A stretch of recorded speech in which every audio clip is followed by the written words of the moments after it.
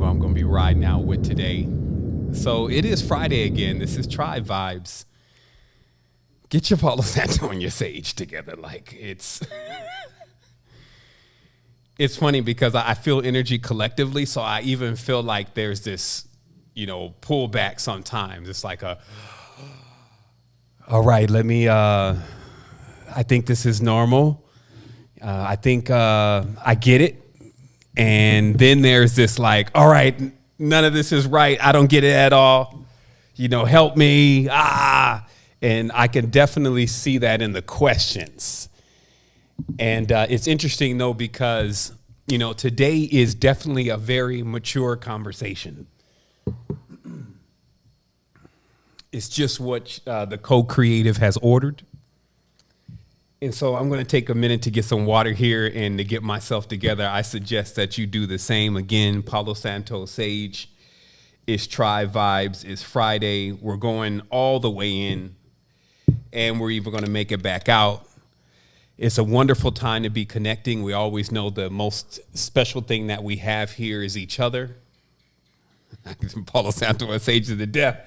Yeah, I feel like the Catholic Church over here, they got so much problems. They be just saging everything down, throwing smoke all over the place. It's like, if smoke can make you holy, they like holy because of the smoke. They burning big trees over there. So, I definitely had to come in a little bit earlier in the studio today. The wild part was I set up an entirely different view, and it didn't work. It just wouldn't technically work because I was in the other room. And so that was kind of interesting because that burned off about 3 hours. So I'm still trying to get that 3 hours back.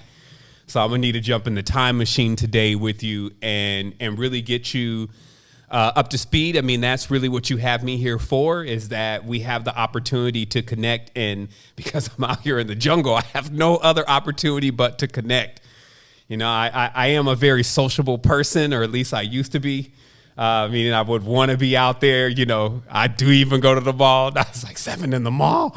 I really like being out in the festivities, but, the universe is like, nah, Mr. Libra Scorpio, you need to sit down for a moment and tap into the savant because we got some work for you to do before you glide up on through this dimension. And so today's build together is really about afterlife and really just, it's 2020 and we're in November. We have basically 1 month left.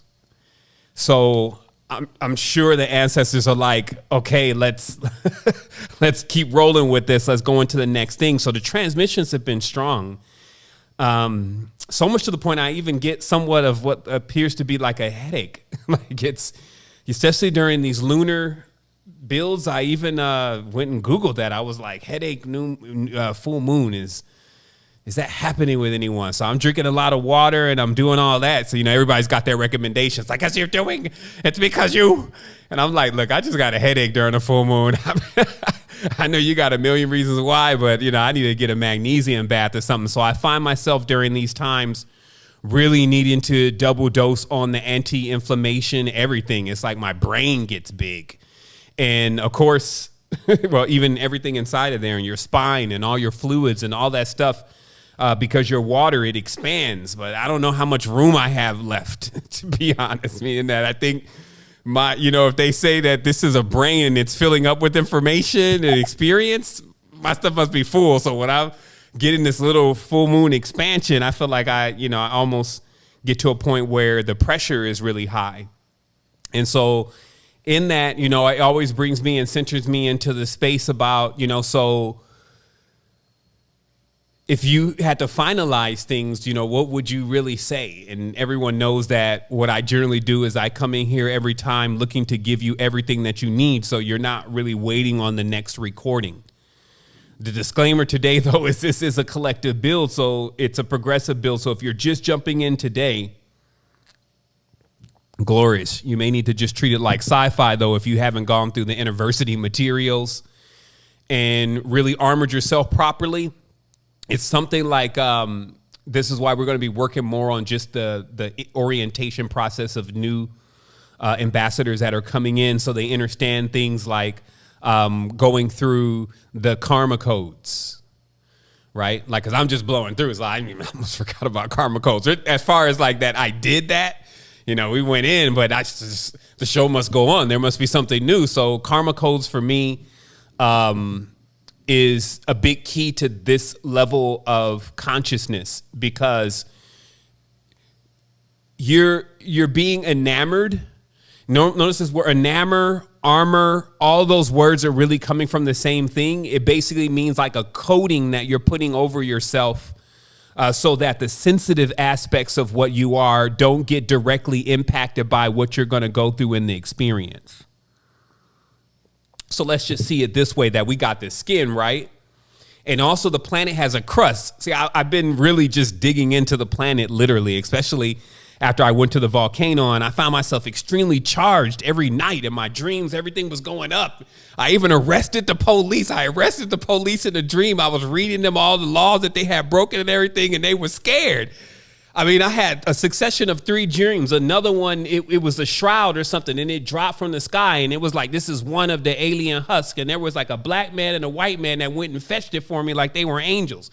So that was the second dream, and I had to ask Jeanette about the third dream because I damn near already forgot, but it was wild, and there was I wasn't necessarily on my diet because we were at like a hotel, so they had some stuff I could survive, but it wasn't like all the organics, right? And, I'm not sure how the bed was orientated, north, east, south, west. Somebody definitely had slept in it before, so it wasn't that the space was just super sanctified and purified. But one thing that I can't account for what was going on under the ground is the whole thing had to be fire all underground.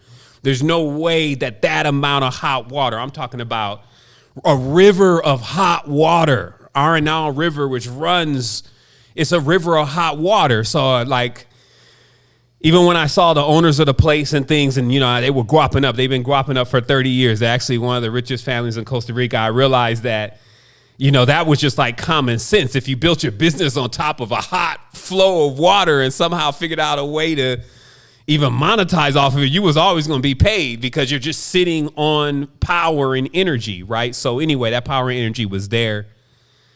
And in that experience, I got a chance to continuously level up. So I was definitely what I call funning, which some people call working. So I was doing something and I was engaged, but I also had the opportunity to really, really connect into a force that was so massive. It was just inexhaustible. Imagine yourself trying to harness all the energy of a volcano. It ain't gonna happen. So there was enough excess energy rolling around just in the soil, in the dirt, that was enough to keep the body charged. And this becomes, just so imperative to how we're going to have to keep creating our co-creation to get us into these spaces if we're not there already. Remember, even some of the most fortunate people are not on lands that are really accepting them. And what I mean by that is that when you go out somewhere and if you see a lot of things growing and you pull up the dirt, just do a quick dirt sample to really realize how much power you're working with. We talked about this before, but look at the dirt and see what level of what we got going on here. Do we got a lot of mycelium network? Do we have a lot of fertility? Is this dirt like that dark brown, or do we have something else going on in the other direction where all this is crystalline and this even looks like, little pieces of quartz and stuff in the dirt? And then, of course, observe the trees and things that are growing around in this environment and just really feel into it. And I'm just getting back into, again, where we started off in our last build on Last Try Vibes about making sure that you find your place that you can charge. And I trust that everyone that was a part of that was able to start their process that's going to come up here to November 30th, which is getting your mind really in tune with what you want. That's all you have to do right now. Like, if you may not see yourself in it, and I'm explaining to you today how you would not really see this, how things really happen. You're not going to visually see any of this stuff. And I'm explaining that in detail today, but it's really to let you know that stop thinking about how you're going to get to where you want to go and start focusing more on where you want to go. Because here's what's interesting. I had a great build with my brother Timothy, and he sent me some stuff on leadership. And I read over the stuff, and I found that it was a bit outdated. There were principles to it, but there were a lot of things that were outdated in relation to how things even work in the world today with how people feel about leaders and even whether they feel like they're leaders versus that they need someone to actually lead them. But I found one of the most important things is that just like when here's what was interesting. I had an entire experience. When I went to Chiripo and I hiked Chiripo, I knew I was going up to Chiripo. So I asked for a guide, or we asked for a guide to take us to Chiripo. So notice now, I didn't just show up to a guide and say, take me. Take you where? They're just going to take you where basically they want to go. And I feel like that's also what happens when people get this idea that leaders are supposed to also know where they want to go. You understand what I'm saying to you right now? There's a small gap here. People are looking for leadership and they're looking for mentorship, but they don't know necessarily where they want to go. They just look at this other person. And they say, I want to go where they've gone. This is not how it's done. You find something where you really want to be, what you really want to do, something that you really want to achieve. And then you find the guy that has already gone there and can really give you some specifics about how to get to that space. Okay, so now that's very clear. And as I said, this is a disclaimer today about this being a progressive build. So you would need to get some footing underneath you, get some ground underneath you, get some previous university materials in the ends of any of those sections into your system if you have not already. Then this will all click, because today we're talking macro right now today, big picture stuff, not the micro, not the how am I getting my bookshelf together and what book should I buy? Like, this is the big deal because it's November and, we got to keep delivering. That's what we do. So before we also get into the delivery, because indeed we're going to birth something today in this co-creative room, I'll take a moment in time and in space and in infinity to touch and agree. Now, if you've just come in here and this is going to look strange to you, however, this is the symbol of everlasting life. It's a bearing of witnesses showing up of all forms, including the angelics, the demonics, the platonics, all of the Euclideans and all the rest of the vibrations and frequencies and lights, just saying, yeah, it's infinite. We're literally proof that infinity does exist. And I'm so glad you can't figure it out with your limited mind, because then it would be over with. That our being here is proof that something comes from nothing. And with that being said, that means that time does not actually exist. And this will go on what we know as infinitely. So since that's the case, we take these moments to open up this portal of full spectrum, everything that you prefer. And we can do this in an inexhaustible way because we have a total spectrum here. If you look at the screen, there's some folks from different parts of the world, some folks that you've been wanting to hang out with. You was like, are they conscious? What's going on here? All of the whole part of the spectrum is here. And this is great because this means that, hey, there's no limitations. So because of that, we allow this space to be open, and there are many others. We have not ever failed to mention them, that if at any point you feel like you need the love, the compassion, the honor, the glory, all of the stuff that you prefer, inexhaustibly, you can get it from here. Now, I think these are going to be more important later when you cross over in the club afterlife. However, they are accessible now just in case you start getting emoed out. Because it can happen, meaning that all this stuff that's going on can really be a bit like, it happens to me. It's nothing even abnormal about it, meaning that if you're not even responding at all to the pressures of what's going on in the crucible these days, shoot, maybe you need to check your pulse, because reality here is that empathy is like one of the first senses that reactivate. Some people never deactivated from empathy, but some people have. And so what happens is that if you could feel what it feels like for people to even be confused, for people to lose, all that kind of stuff. When you feel that, you take on that feeling. So if you notice in movies and stuff, when they're using this power of empathy, they always turn it off at a certain point, though. They don't just be rolling around the whole movie like, I'm feeling everything that I'm feeling from somebody else, meaning that when you have the power of empathy, you do have to realize when to turn it on and when to turn it off in order to have those moments of just expansion. You know, like that what we call the constant.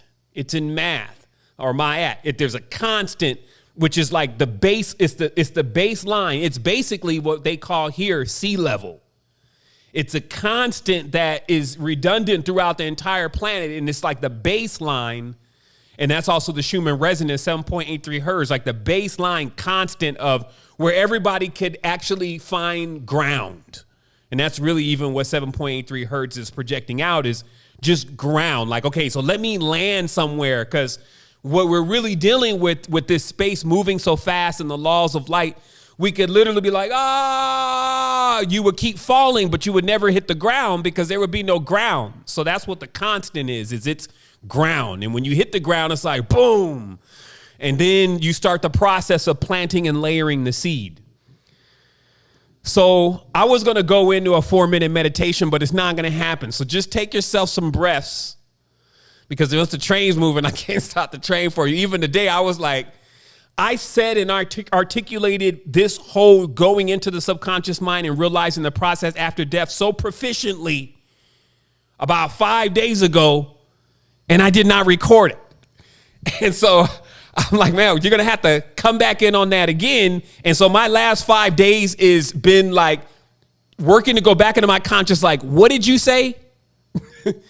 Have you ever been laying in like that moment when you're about to go to sleep, you're about to go into a dream, and then you seem to be starting to talk to somebody and communicate something, and then you go like, like some weird, like, and you'll come right back to consciousness again because you won't fall asleep, but you'll be like, what?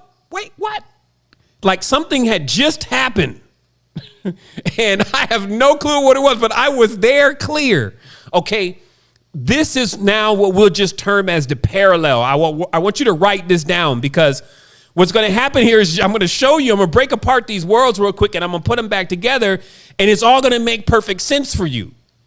There's going to be not like anything like, boy, what happens with, and I don't believe in, kind of, there's going to be none of that going on, because it's truth. And truth is like the Thor's hammer of the whole thing. It's like, it's also a constant in itself. Truth is the constant. It's like, well, yeah, you could play around in your dream world and in your hypotheticals and your different varieties of the reality, but there's got to be something stable that you come into in order to begin to get yourself together. I feel like that this I'm calling this is what I call the dragon. Okay. This is the term, the dragon, which I found was very close to the word drug when I was doing a lot of etymology. And I looked deep into why drug and dragon were basically the same word. And even they talk about sometimes, you're riding the dragon when you're taking certain substances. And I'm going to show how all this correlates with exactly what we're doing in our subconscious mind to actually be able to cope with infinity. Okay? So I'm going to slow this down also a little bit, because I literally have to drive through like I'm in a Cadillac, the highest levels of consciousness in a way where I'm not here to entertain you. I'm not here to make you laugh, even though we will crack up sometimes. Sometimes I cry. We cry together. But I'm actually here just to make sure you understand this, because once your subconscious mind gets it, it's going to be like that conversation that you don't know is happening right before you kind of wake back up again. Something is going to be applied, but it's not going to be for the mind to try to figure out what was applied. Because I'm going to show you also that every time the mind tries to do that, it screws up stuff. It really is what's getting in the way. And true power is learning how to turn that off. And we talked about that between the left and the right brain. We did a whole deep dive, showed the CIA documents that prove When one part of the mind is not giving instructions and you just turn it off and you start talking directly to the other part of the mind that's responsible for executing those instructions, it does it. I'm as strong as an ox. It'll go out and flip over a car. And this is the danger for them, they, if you may, meaning that the opportunist, you in that kind of state, realizing the power of your dream, realizing the power of even what you would say is mesmerizing or hypnotizing yourself to accomplish feats that would be what people would see as impossible. This is the danger zone for they, because there's an inability to be able to control that kind of being. And this construct that we're in is a very controlled construct. It amounts for why it's even here, why it's like the way that it is, why you see so many different things going on that just should not be going on. That all has to do a lot with the control. But as another thing we were mentioning is there's two types of control. In a paradox, there seems to be at least two types of everything. There's two types of control. One control is the beings that think they're in control. This is like a judge. Like a judge gets on there and they start ordering everybody and telling everybody what to do and what time you're going to get and what's going to happen. This is a judge. This is getting control. However, then there's the being that has control over themselves. And that's the sovereign, because none of that stuff that they're talking about even applies. They haven't even accepted that this person can have any power over them. And so the buck literally stops there. It's like, oh, no, you're going to tell me what to do. And this is where also you must reach in your consciousness then. The judge in your consciousness, the one that thinks it has control, you need to go on to sovereign law over that judge and be like, you don't tell me what to do. I'm sad today, but you don't tell me what to do, though. You need to sit down, though. Like, you don't have no control, though. I told you this is going to last forever. So with you whining forever in this ship, I'm going to be listening to you whining all day. This is how you got to talk to your mom. I'm going to be listening to you whining for infinity. Get a grip. Realize what's happening. Wake up. Don't think, oh, this is just like the mind always is trying to compare things to other things. This is just like what blah, blah, blah talks about. First of all, we're in a unique space and time. What we're dealing with right now will never be like what anything else is like after this. Okay, so give yourself the opportunity to dial in right into this space, not yesterday, not 3 even minutes ago, right now, and stay on that tip. Because what you'll see is that light moves at light speed. Thought and thinking actually moves at the rate of the person's consciousness. So if the person's consciousness is not moving at least at the speed of light, everything is already going on and they never even saw it. This is really a deep thing about the big stuff is going on so fast, you're not seeing it. This is why in DMT, what DMT does and many other substances do is they take you into this frequency that starts feeling really strange. You get scared. It starts feeling real, too real. Okay, and what's literally happening is that the layers of perceptions are melting away, which I'm going to explain where those come from. The layers of perceptions are melting away, and now you're just experiencing full-blown you. The mind is wrestling with this, trying to break all this down, and the best it can do is start showing a lot of colors. Anybody who's ever been on a journey will notice this. It's all of a sudden, it's all these colors. And this is because now you've reached the threshold of this processor. It's like, I don't know what to tell you, Doc. Kaleidoscope. We're going into something that I can't even perceive. All I can give you is colors. And then feeling tries to say, hey, pay attention to me more, because perception is, he's not going to be able to ride past where you want to go. So that was like a prelude to what we're about to go through right now. That's like the trailer for this. So check this out. So first and foremost, let us take a moment to be grateful, because at least we're getting the knowledge right now.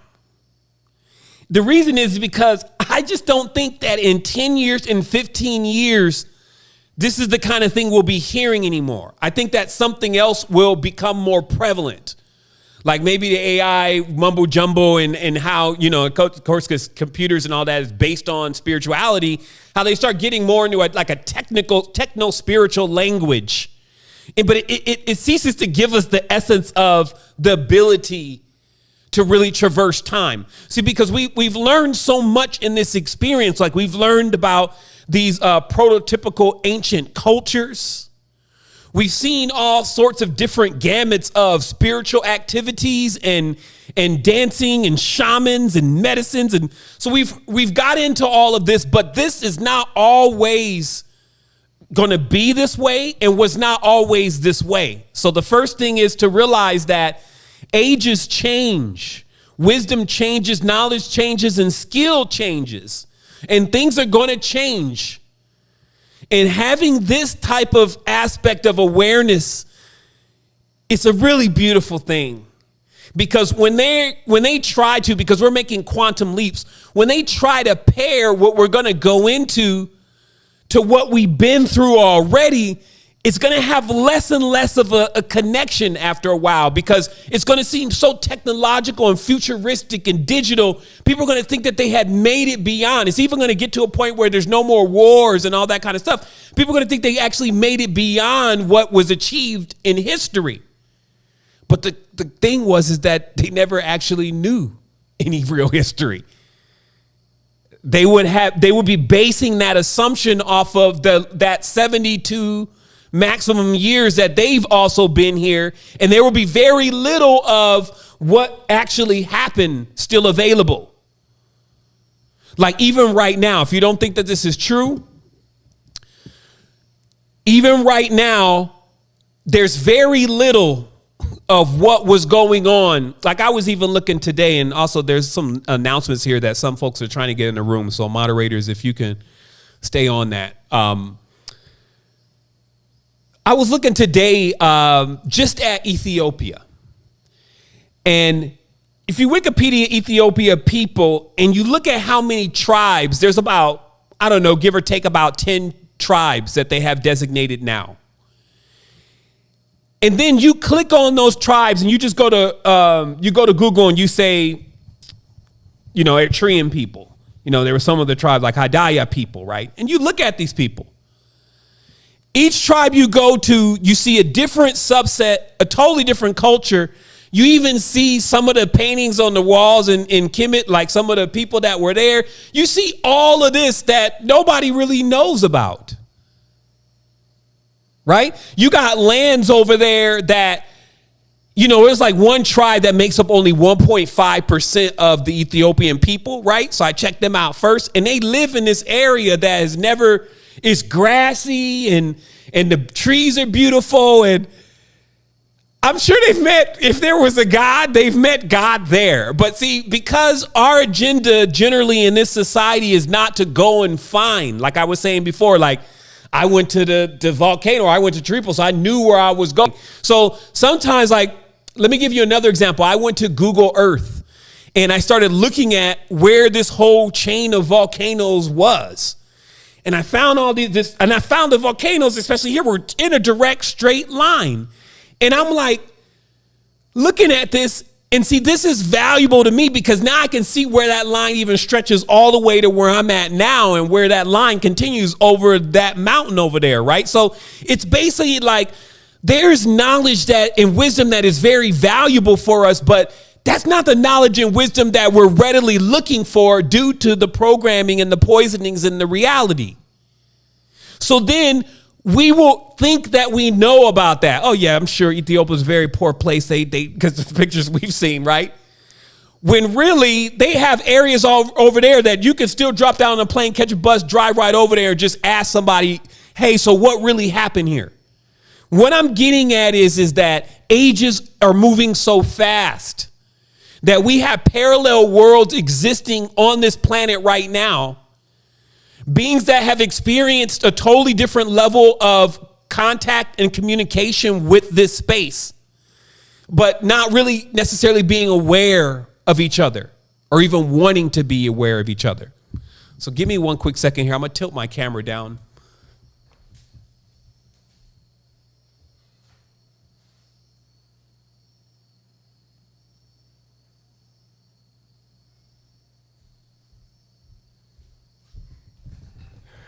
I told you it's a Cadillac, so I got to ride out. I noticed when I was slumping a little bit, it looked like my head was gone. But anyway, this may be one of the greatest recordings ever. I want to make sure it's not done with me just being the head down here like. So ages are changing, things are moving, but you got parallels going on, and then you have a consensus, meaning the consensus says, no, actually everything that you need that is going on that's really amazing, you already know. There's nothing new in the world. There's no ancient knowledge and mysteries and secrets here. There's no stones that can talk and people who've already touched divinity within themselves. There's none of that. There's just what you see on Netflix and just what you see, what we let you see. And that's control. So what we're doing now is we're stepping outside of that control, that box. So that way we can really get to working on our subconscious, because what we're talking about is macro, big picture stuff, which will prepare us for our own end game, which is but the beginning. It gets us beyond that process of us thinking, so what's ultimately going to happen here? You move from that to you cross over the what's ultimately going to happen here, and you start to play around in that vista. That's what the goal here is today. So also, here's the interesting thing. The controller that we're dealing with right now is so selfish and diabolically distorted. It would never allow much of anything that had real power to it to be published, like to put it in like a book, right? And then now everybody's buying it on Amazon. I'm not saying there's not some jewels and gems out there that you can't distill and synthesize into something amazing. I'm just saying most books on magic specifically are about magic that does not work here in this world. I got an opportunity to fly into some other spaces, sit into some councils. And it was interesting because what was just being transmitted is how, and it was just being showed to me. It was already explained, but I needed an explanation. And it was like, how could magic not work anymore? Because there were certain magic, if you may, that our ancestors used. And you see that magic very ineffective right now. I mean, there's a trickle. But as a most part, it's ineffective because we actually see a lot of our indigenous tribes. We see a lot of people who work with that system just not being able to withstand the next bulldozer that's coming through the neighborhood. And this is the sign of when the time has changed. And now the old magic is obsolete. So they will sell that stuff. They'll give you all these books about here's these names and here's these deities and here's all this stuff. And they know that stuff doesn't even work here. Now, it works on a parallel. This is why it is still useful. Because if you can get to that parallel, like Kemet is still popping right now. The pyramid, everything is green. The pyramids were volcanoes. That's what fire inside really means. They just sit there and shave the whole damn thing down. You know, this is really madness of what you see going on right now. They didn't turn the whole place into a tourist trap. But there is a space and a time and a parallel where it's popping. It's at its climax. It's at its total vibratory spectrum. And when you get into that space, all of the knowledge of Kim and Ma'at applies there. It's like what everybody's using. It's like the iOS and Android of that world. Do you understand what I'm saying? So if you come into this space and time knowing you're using that, trying to use that dialect, that code, that program, people are going to look. It's not going to work. Why? Because it'll work a little bit because there's always a stream. But it's not going to be major because it's not what is in the systems that directly make it happen. What makes it happen is this consciousness. All of the people here on the planet, all of their consciousness is what's making the magic happen. Okay. So if you don't speak the code and the skill of this particular mainframe, this particular space and time, you're using a system that is basically it's not going to allow you to build completely in the construct. You're like using a code that doesn't necessarily apply into the new structure. And so what this is like is that, so back in the day on the other parallel, things were basically analog. So this means that there was a lot of physical to what needed to be done. Like this idea of drawing circles and doing and calling and evoking something, right? And then lighting up a bunch of stuff, lighting up a bunch of smoke and ashes, and then even put on some animals as a burnt offering. And there's a lot of physical happening. This age already switched and went into the mind, where every single element that is being brought forth in that version, I can bring forth in my mind. I don't actually need to bring the physical objects. The mind, which everything is growing. So it goes from, like, let's say this baby child stage, and it grows. And we've been growing for billions, a countless amount of time we've been growing. So now our consciousness or our construct is so powerful, it no longer needs the actual physical things to create the magic. But they give you books with a bunch of physical things in them, without the awareness that what this really is now, because every previous age serves to be the manual for the new. What this really is like a hypothetical, even it's a literal explanation of what needs to be done inside of the construct of the next age. And since we're inside of something, we're talking about inside of the mind. So the actual physical applications that were taking place in previous times becomes the mental application that is now taking place in the next time. This is because all of this is you're enveloping. You're enveloped in your own consciousness. Your subconscious mind is the womb. So it's just enveloping. So the next thing that you're going to do is based on the previous thing that you learned, but you're not going to be able to do that one external. So this is why we have an issue with the spiritual force right now, because most people that are practicing that are still, let's say, harmonic and balanced, they're practicing with the physical. While those who are, like you see, like I told you, Weird Club Orion, like all those guys, they're all working with the mental now, right? They get these pyramids and stuff, all that stuff out there. They're into the psychomancy, the chaos magic, radionics. So they're dealing with frequency things that you can no longer see, because that's the new system, right? So I just wanted you to be aware that as things shift, you have to realize where that shift took place. It doesn't mean that you have to shift with it, but it does mean that you need to create an environment that resonates towards whatever program and codes that you're actually using. And you need to work to remove yourself from that space, if you may, that is not in that level of harmonic code. This is the same thing as like getting out of the city and going to nature. If you're just more of a nature person, because it's like you're going to be better off there rather than sitting right in the middle of Times Square.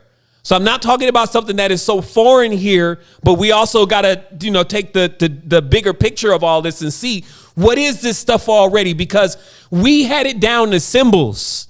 Your entire life and your existence was encoded in one symbol. They wasn't trying to write you a 500-600 page book. There was one symbol that all of human existence was encoded in most ancient tongues and ancient languages, ancient structures, societies, and systems. So instead of saying, what is that symbol? Because I know the mind just did that, right? So what is that symbol, right? What we're saying is it's like an awareness that becomes like a code and program. There was one symbol. You don't need to see the symbol. You see or feel the awareness. So that's how you check back, because many people are going to try to figure out how to do and achieve what I'm talking about tonight in the mind. And what I'm telling you today is that you need to move faster than light now. Faster than the speed of light. One click ahead, so that you can catch every time the mind does all the stuff that has you here right now. So let's keep it going. I mean, it has you in a certain mindset sometimes not recognizing completely how much power you have. And then others around you confirming this in a point-to-point system where no one really gets to the next stage because everyone is confirming this current state of being. So, in game, right, which is but the beginning. So we already clarified that you thought it and it came to be. For you newcomers, we love you. We give thanks. We know you're going to be amazing ambassadors. But one of the maxims here is that everything you're looking at you was a thought. Everything around you that you're looking at was a thought first. Okay? That just as basis, or I like to say basis because they love to hit you with this metaphysical. Yes, it was a thought first. But I'm saying even the chair you're sitting on, the refrigerator behind you, somebody was like, yo, I'm going to go and I'm going to put this metal. I'm going to have a business and I'm going to get all these chairs and I'm going to get the aluminum from over here. Oh, we're going to make this electronic. Oh, my goodness, I got this idea for this compressor. And so those are all ideas first. Okay? Then we eventually saw the physical one. So these are maxims. If you cannot come into that awareness, then you'll be lost out here because you just keep getting hit. Oh, where did that come from? You'll keep feeling like you're always learning or figuring out something because it just keeps coming out of nowhere and bam, it just keeps hitting you. So you have to realize that there is an invisible space, if you may, that you can sense. And because of the speed of that, it moves faster than this space. It's a speed thing. And so the reason why this becomes very important, because this is the maxim that we have to stand on right now. If we go off into this journey we're going to go on right now and we're not standing on anything, we're going to get lost. So just remember the maxim that we're standing on is that everything here started with a thought first. Now, bringing it a little bit more personal, your parents, they were thinking. They had some thoughts. A certain type of thought, too. Notice that, we always went, well, my dad really didn't love my mom. We go into the bag. And I'm going to show you where the bag really exists in the subconscious mind. But I'm just saying in general, on standard, somebody generally was trying to get their gratification in their fix, their drug.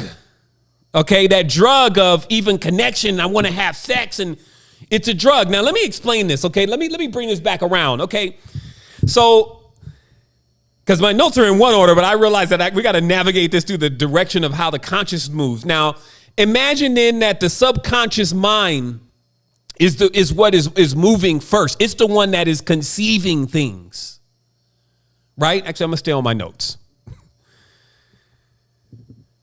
My notes say, so the subconscious is eternal. When all of the lights go off, one light stays on. I'll say it again. Your subconscious mind, the thing you're using to talk to yourself, it's eternal. So even though, because of one of the poison hacks, which is this idea of death, that the physical body can die. It's called a poison hack, but I'll explain it later. Because of this hack where people feel like, okay, I got to get older, so I'm getting older. Everybody around me is getting older. This is a point-to-point check system. So we all get old. So in this, though, when the get old and the expiration process happens, that is also a concoction. The subconscious mind stays on, though. And I told you that I have physical experiences of this, and many others do. So this is not, we have not drawn from the cabinet of the unknown. When death seems to happen, things don't stop. And what you start doing is talking to yourself again. It's like, shit, I just died. That's like what you say first. This is an odd moment. Because then obviously you know what you say next. So how am I still talking to myself? Oh, shit now. Because if you're doing this in English, it's already giving you the codes to where you're going to be going back to.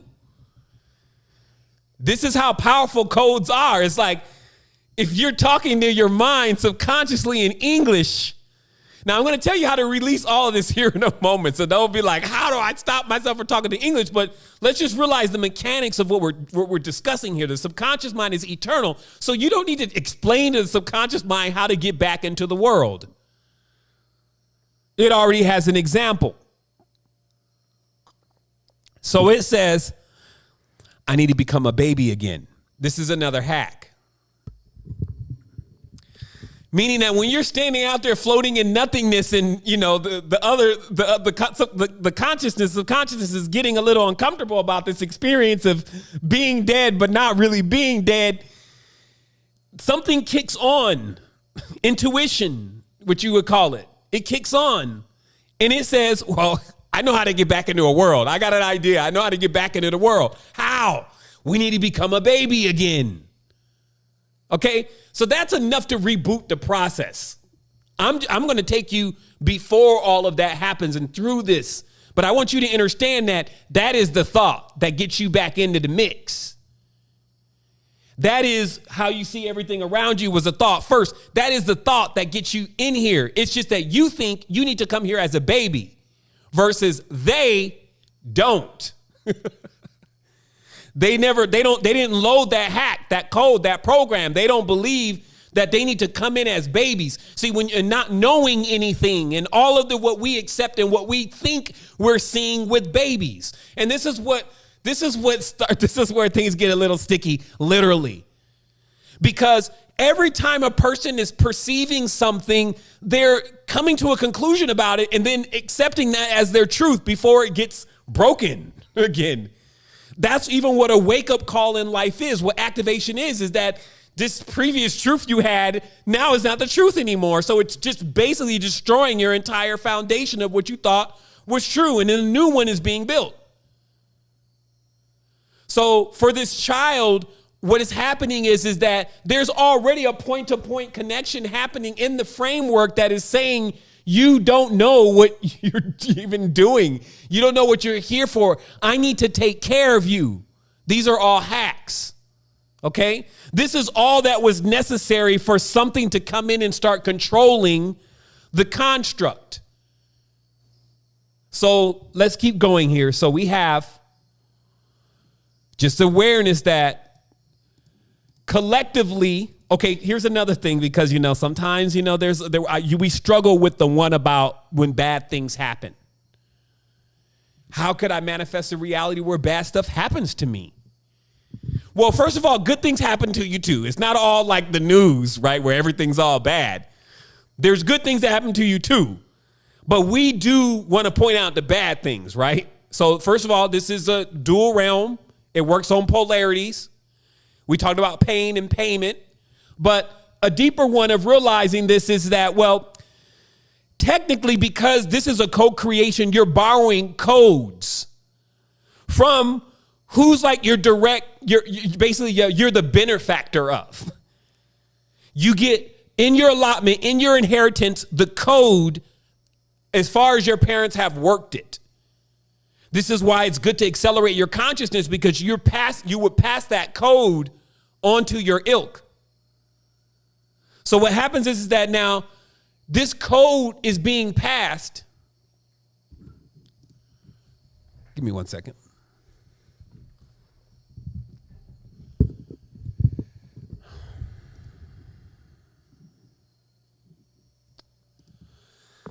So when the code is passed, the code contains all of these different experiences that everyone that has held the DNA has actually gone through. This is already an entanglement. We just have to be willing to accept that there's so much corrupt code. Things that have happened. Somebody stole something, now the arm got chopped off. Somebody just jumped off a cliff. It was somebody neglected the baby, and the baby fell into a lot with wolves. Like anything you can think of in the infinite existence that would occur is inside of the DNA.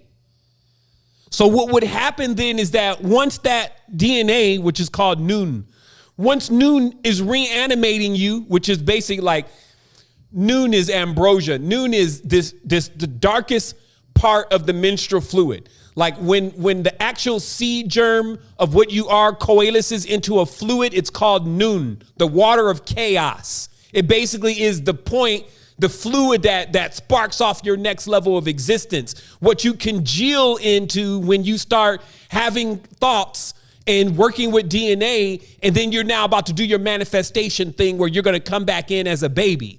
You make yourself into nun, which is water of chaos, and you plant yourself into a womb, a literal garden where you can come forth again.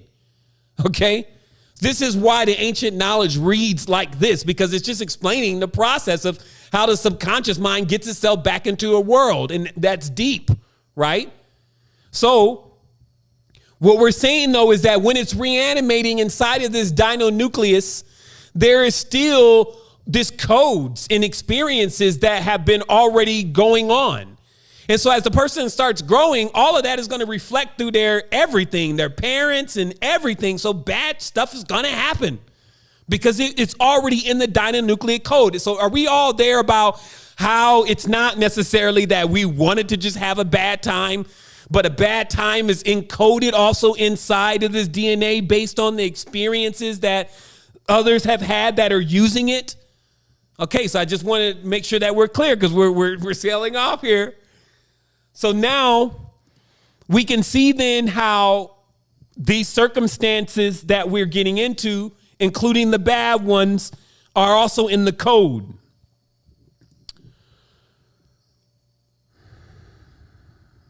Wow, we're already going there. Okay, so this says how to get into an expansive existence versus the one you have been trained in is the key. Yeah, of course that's the key. You know, trying to break that down early. So listen to this. So what happens then is that you're watching. So you're seeing this all take place now. Like you're kind of in this construct right now. You're seeing how the subconscious mind is reanimating itself back into the reality and it's doing this over and over and over again. And also it's not going to stop. This is not going to end. This is why they call it sometimes, as I said, cycle.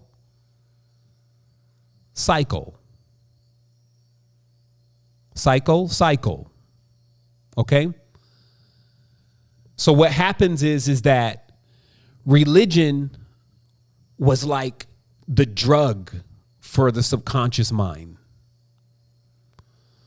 Basically, when we started trying to figure out solutions for this, because when somebody's got dirty dinonucleics, especially if you kill somebody, the worst thing that you can do inside of this construct thing is to actually kill somebody because you create an entanglement. When the person gets killed by you, this is like their last thought.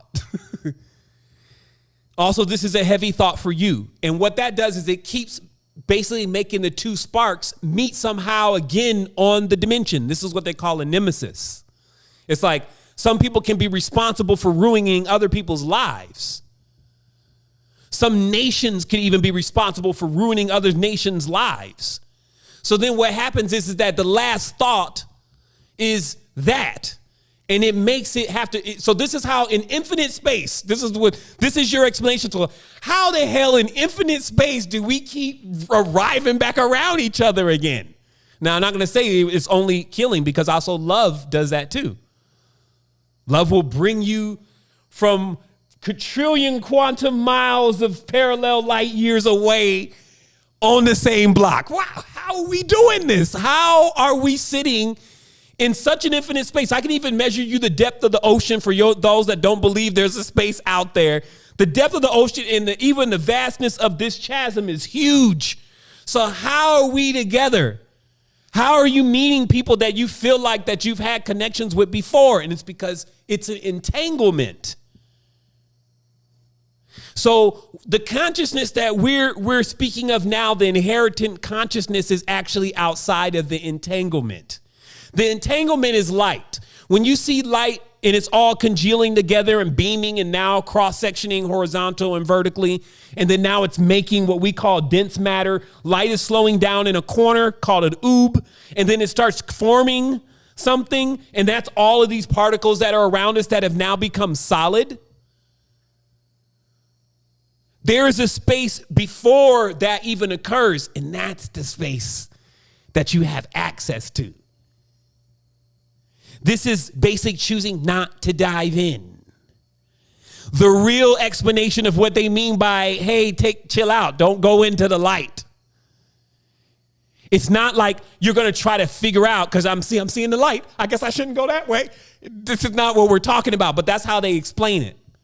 It's really more of to realize that light is moving so fast, and thought is also moving fast, that this is going on so fast, you're not even realizing how you're directly responsible for you never getting anywhere. That what happens is we keep confirming, and I'm going to show you this. This got really deep. Like, as I said, this is macro, so definitely make sure you get something else under your feet before you come into this. But think about this, or actually know about this. So what I started watching is, as I was watching the subconscious mind and the subconscious entanglement amongst these children on the planet, I realized that it starts a lot with even what we think is unique about us. Uniqueness also is a code. It doesn't have to be what we think is the same within everyone, but it is the same ideal, something that is different. So then when you watch people, what they do is they find what is most rare about themselves. Again, I'm not saying this is bad or good. I'm just showing you how the construct works. They find what's different about themselves. Now, I'm going to show you. Somebody may say, shoot, I pick up 300 bags of trash every single day as a trash man. Nobody does. I mean, few of us will do that. Somebody may say, I dive deep. I've been doing scuba diving. I go 60, 70 miles down. Not too many people do that. They're afraid. I give spiritual knowledge and I'm pretty advanced. I know a lot more than most people know about spiritual knowledge. Few people are like that. I'm showing you something here. Everyone has it. I know how to play video games really, really well. I've ate more cheeseburgers than anybody. I drive these cars fast. I cook. Nobody's throwing down like me. So what this is behind the scenes, though, like when you look at this as code, it is all really the same thing. It's just like one of the same code. It's the same code because the actual action that it creates within every being is the same. A feeling of being different. Now, once this seeps into the coding system, though, what it does is it becomes a point-to-point confirmation of contrast. Now, again, I'm not telling you this is good or bad. I'm just telling you, when you want to disengage, behold, I saw the ladder going up and down. When you just want to unplug, when you want to get out of the entanglement, this is the thing that you're going at. This is the release valve, because you literally start seeing that, man, you're doing this. It's all the same thing. Like, you're just jumping back in so fast. You want to tell yourself how right away, this is not you. That's not true. You're really this. And what that's doing is it's sending out this frequency to everybody else saying, and that person who I recognize, and I recognize them through contrast. She's doesn't look like me, or she is a female, I am a male, and I like drinking lots of water. I drink way more water than anybody else. You see what I mean? So this is what we need to see. Masters, beyond masters, see these things. They recognize how fast this is moving, these thoughts and these ideals, and how it's now gone so fast, we think that this is what we are. It's great to use this being that we're in and have it like a perfect fit. Like I said, the glove of God. It's like this human body that we have is the glove of our higher self, if you may. This is the extension of us. But boy, do not forget that it is just an extension, because what's going to happen is already there is corruption in the code. The code says that it dies. this is set up to where it does whatever you tell it to do. So if you tell it you never die, you never die. If you go to the other side of the consciousness and say, hey, I never die, because what is that? That is the truth. So it doesn't. So now, since you know the truth, how is it that the world can live in a lie then? You know you don't die, but you see people feeling like they're going to die, thinking they're going to die. Do you understand how the code works now? So how many more of those codes are running around? Like I said, the aging. Somebody looks at another person, they got older, you getting older, girl, I'm getting older. Oh shit, my dad got older, he died. And now that's all in the code. So you're not going to get somebody, they got one person who was supposed to have died here. Come on, man. Jesus. Right? They got one person who supposedly came. You got one example out of 8 billion people. I can't go with you on this one. Now, that's what I was saying, though. So religion, to get to my point here, so religion in many things are like drugs. What they're doing is that, so your subconscious mind, let's say you was on the battlefields of Normandy as a medic before you took a hot one in your chest and passed out and went subconscious and rolled back around again. And then in all of this experience, you continue to loop in these realities, and you carry this DNA of all these experiences. It starts to mess with you as a child. It starts to cause these different things happening in your life because you're still thinking about it. You're subconsciously thinking about it. And that's why anytime they go into the subconscious mind of a person, it's monstrous. There's so many things in there. So then here's the next big revelation to the whole thing. So this is what the womb is doing. The womb is literally like a nourishing center where it puts like a salve, a skin around you to kind of like block out that last projection and that last reality. See, I thought it was a cut, and it is a cut in many different ways, but it was deeper to explain it. And let me give the exact notes on this. It was deeper to explain it as being, give me a quick second here. Geez, I just skipped over my notes. Okay. So this layer of film, so I call it the layers of perception. This is the cut. So what this is that, so as all this is occurring, right? So you have virtually no recollection of what I'm explaining to you right now. You don't seem to have a recollection of how the subconscious mind is infinitely plunging you into worlds, okay? So I looked at the womb the other day because I got up early and I was about to go do some yoga. And then we were having like a cosmic womb conversation in the consciousness. And something said, hey, you got to be careful out there because the whole design of what you're in is to cut. And I kind of took that literal for a moment. I was like, yeah, because like I was really just one being, and this womb kind of split me into two things and kind of brought me out on the physical side. So I'm kind of like cut from my physical. I was like, yeah, you need to work on that a little bit more, but you're headed in the right direction. And then I realized, I said, no, really visualize this. What is the womb exactly doing? Because there's some cutting mechanisms there from spirit to soul, but you can't even say that those are really separate because the field is there right now around you. So it's not really cutting. And I was like, yeah, it's not cutting. It's layering. It's creating, like, you see the nautilus shell, you know how it has these chambers? And every time it goes through a whole cycle, it creates the next chamber and next chamber. And then imagine that these chambers are basically your different lives, but they cut off, or what you think is they cut off. Okay? That's when the film is kind of closed. And then the new one starts. Now, what your subconscious mind is that if you poke through that film and you opened it up and all of the feelings and the ooze of the last existence starts coming through, and you're able to get through that, and then you poke through the other film again.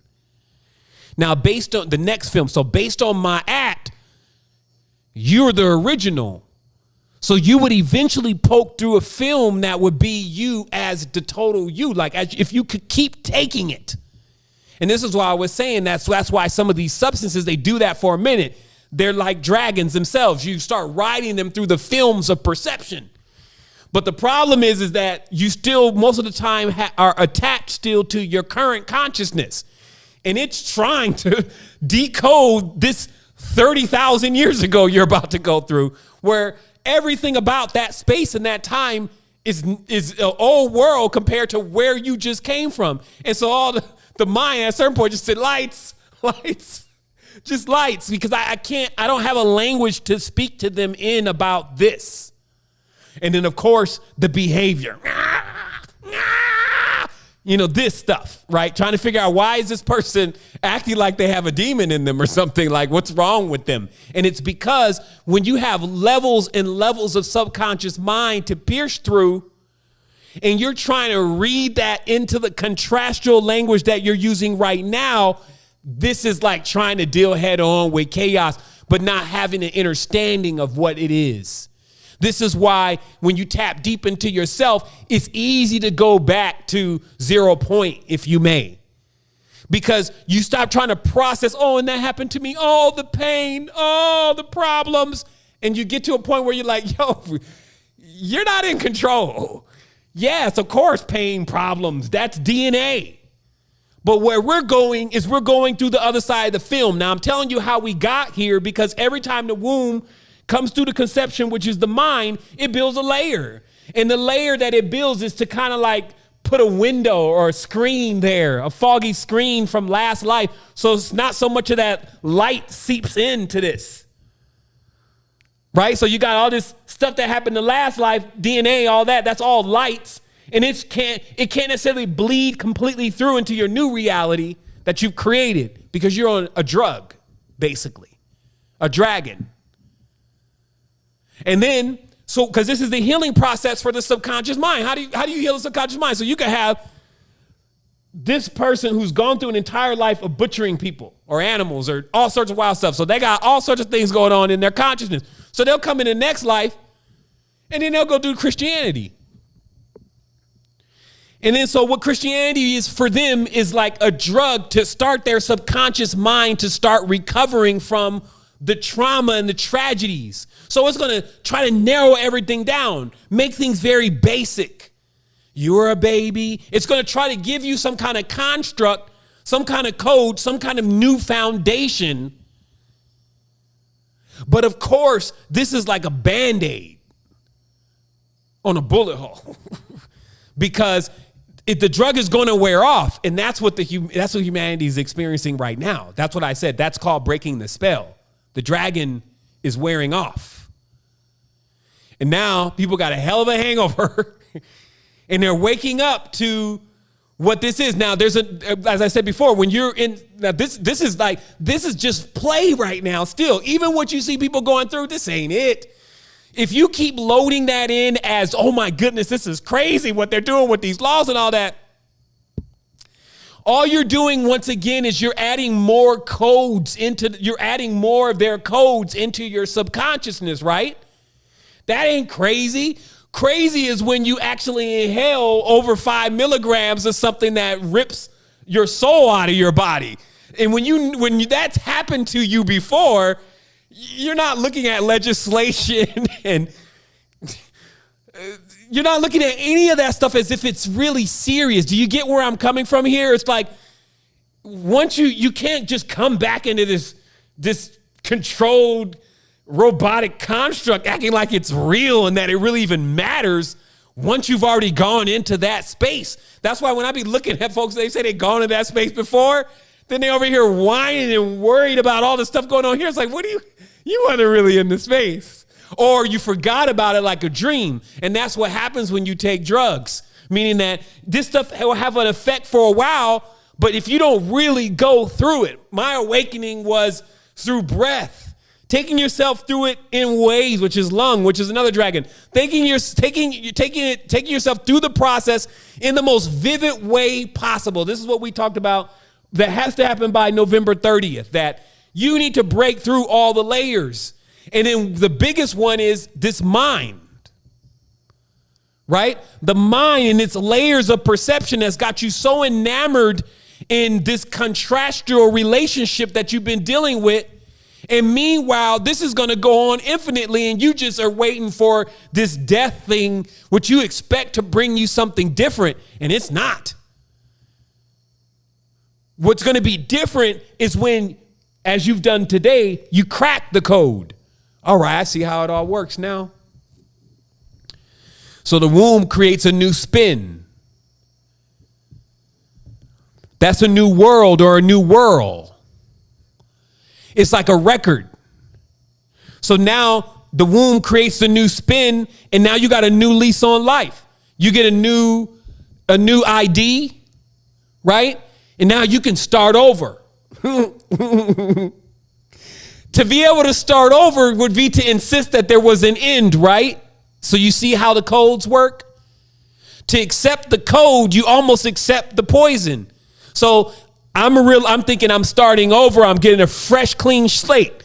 Christianity and many religions teach that kind of way. You get this fresh, clean slate. There's no fresh, clean slate. That stuff is still back in the Nautilus. I think on one sci-fi film, the machine they were time traveling through was called the Nautilus, right? So you still got to get back in the Nautilus. And there's a lot of creeps in the cargo hangar and a lot of stuff that you haven't been able to master into one symbol. So you can stop trying to process that from an ABC 1, 2, 3 kind of brain. All that keeps happening is you're going to come here infinitely. There's not going to be an end to this.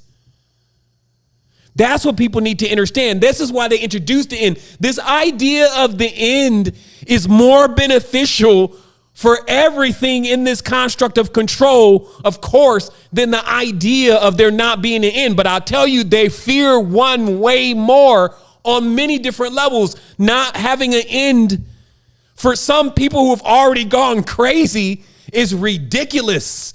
It drives them more psycho. So that's why I said you should be grateful. You should be fortunate that you have this opportunity to come into your construct and into your awareness, and really through the experience that your parents allowed you to go through and let you see and let you experience, but not so that you fail this thing. Not so that you just totally blow it after all this investment in you. But for you to finally get to the point where you're now able to exit right out the back, like it's through the mouth, on the behind the eyes, through the black dot, and walk out of this. This is what I was saying before about last week. Like, okay, time's up. We had fun, lots of knowledge, lots of wisdom. We got it already. But then, like, most of the questions that were asked were basically now what questions? Meaning most of the questions that I got, which I'll go through here in just a moment, from Tribe, filling out the metaphysical questionnaire form, was just about, so now what? Now that I can control my mind, what do I do now? So do you see how without this awareness that we're talking about right now, that's going to be infinite. Like, so what do I do now? And what you would get up to if time didn't end and you were stuck in such a limitation would just further your spiral into this. And that's why so many people have been here and so many people have not left this construct, have not left this realm of control. Because also the more it keeps getting tampered with, the more poisons and corrupt codes come into it without clarity. Like, very seldom does this realm reboot with clarity.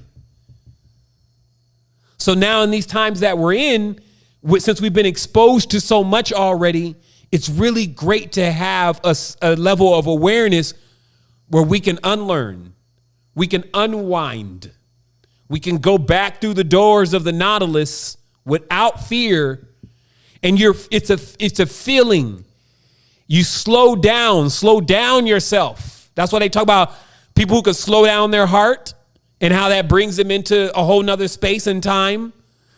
So you're slowing down. So instead of like that feverish, I got to get something, I need to learn something, I'm almost about to die, what's going to happen to me if I go into the light? And that feverish way of moving and trying to keep up with the speed of the mind and speed of light, You slow it down, and that's what people are experiencing in these perceptions when your third eye opens up, is that things just start slowing down to a point, and it gets what people would say is eerie. It gets a little too serious. It's like, and what all that is that you're coming into who you truly are, and you're leaving this fictitious system, because now they've added so much. Like, how far are we outside? How many layers are we outside away from truth? How many layers are between us and truth? So that's going to be how much we're capable of truly feeling ourselves. The more layers in between who we are, the less we can really feel ourselves. And for any moment where something just starts opening that up, we start feeling ourselves so much, we become afraid of ourselves, afraid of that level of power and connection. But you got to stick with it.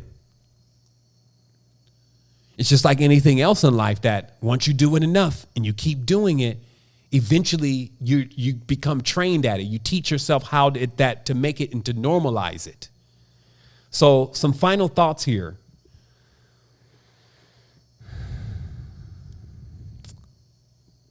Wow, we really went through a lot here. Okay.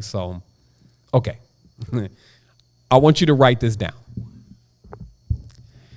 It's not an illusion. You're an illusion. I'll say that once again. It's not an illusion. You're an illusion. What this does is this breaks multiple spells. Watch how this works. So notice how, once again, in this type of system where it's like chasing your tail, everyone goes out to the system to simply try to confirm where they're at. And they say, we're in an illusion. It's an illusion. And they're totally not taking responsibility. Nothing's out there. Stop it. It's a very powerful, like this is powerful. This is how you take powerful stuff, right? And you apply it to yourself. So it's so powerful that every time you hear one of these conscious speakers or whatever, they say, we're in an illusion. People rally behind that. Yes, it's all fake. And they start breaking it down, right? And it seems to bring them some type of joy to determine that this is an illusion, right? But it doesn't work like that, though. Nothing works like that. You're an illusion. I'm an illusion. So what I do then is I then admit that this one is made of light. As we talked about before, this is Ilu. The Ilu is light. Sion is the equivalent of a world or a nation or a city. That's why they talk about the Zion all the time. They want great Zion. This is the illusion. I am an illusion. I am made of light. This is not me. I'm something far more. So then when I'm able to take that responsibility and start looking at the world, it's an illusion. Like, that does not help me trying to determine how the world is an illusion. It does help me to see that I'm an illusion, because it gives me a great power. Because now that I know that I'm an illusion, I can disappear. And what disappearing really is that when you just wipe it, all of these judgments and all these systems of control, you just wipe it. I'm an illusion. I'm actually made out of light. But here's the thing. Light moves so fast, most people are not catching it. Literally, like, light is moving so fast, people are not catching that they're the illusions. So that they can make it into that next stage of realizing through that acceptance that you're something greater. So if there wasn't this ego intact that keeps trying to fight against this stuff, it's like, oh no, we all need to be babies. No. Watch the poison hat. We all get old. Oh, no, I'm different. These are poison hacks. So what the one who is the master of the illusion is capable of doing is curing themselves from it by getting out of it. It's not about necessarily trying to figure out what kind of antidote you're going to put on to this to soothe this wound. You're not hurt. You're going through a dinonucleic process of something that really seemed like it was more designed as a training module by some very advanced beings who were definitely looking to evolve rapidly all the things that got into that code or construct. But to not realize at this stage, since we have so many systems of mimicry, what we're really in and how it really works, one could only be doing that because they're not ready to see themselves yet. And that ain't this camp. That's just not what we got going on. We're actually into ourselves. We're into seeing this process go on with self because we want clarity. So we're moving these films because it's like, all right, I'm ready to come out of this thing. Like, man, what's up with this tube? It just keep going, right? And then at some point, like I said, it's going to look like the sun, but the sun is a hole. And you're just going to come through it. And now you can see this from a linguistic level, because we've done this linguistically, but I was really talking to that subconscious mind. Like I was on the subconscious mind. The subconscious mind was hearing all this backwards. It was like, it was hearing that. And it was just like, okay, this is exactly what I need, because once I get in the dream world, and he's even almost asleep, she's almost asleep right now, I'm already applying this. Because if it sounds like something that you already knew, that's just the mind already kicking in and be like, okay, yeah, we got this. We know this already. But what I'm saying is that what the womb is doing in the end is, listen to this, the new spin, right? That's why the baby's sitting there in a spiral. It creates one more layer of film to, kind of block out that previous existence until we're ready to handle that. Thumbs in the mouth, my baby again. The layers of perception are created. Now all these IDs are loaded. All these codes are loaded. And then you remember. Think about this. Then you remember. Like, this is the final process of the womb. Now you remember. And in this remembering process, it's putting back all those members back on. It's putting back the head, the eyes, the womb is remembering you.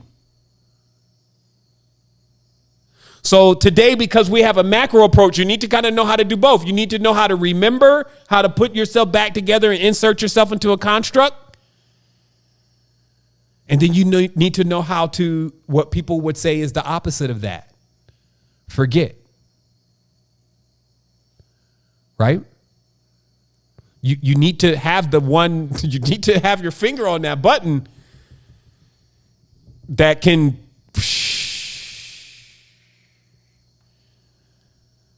I keep seeing folks going through it. I feel for them, but there's nothing I can do. It's like I could just give notes. Here's my direct field log of my experience on Earth. Like, some folks got some real issues going on. Like, that you just see them and it's like, wow, there they go again. They just, wow, how can I can't do anything. You start realizing that's what maturity is also, is that, remember, it's like, you can't do anything.